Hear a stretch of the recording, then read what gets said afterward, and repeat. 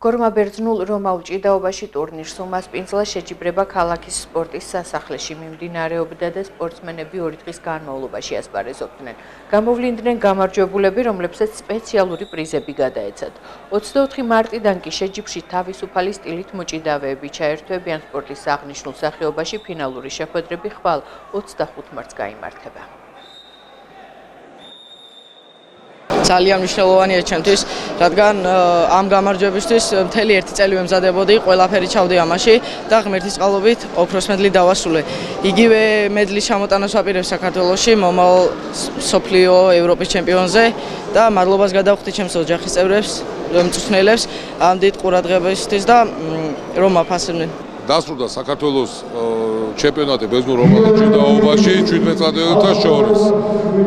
ქალაქ გორში ჩვენ უკვე ხშირად ვატარებთ საქართველოს ჩემპიონატებს. კმაყოფილი ვარ შედეგით ჩვენი სპორტსმენები და ეს სპორტსმენები იასპარეზებენ საერთაშორისო ტურნირზე და შემდეგ მათ ევროპის ჩემპიონატი და მსოფლიო ჩემპიონატი აქვს და უსურვო წარმატებები.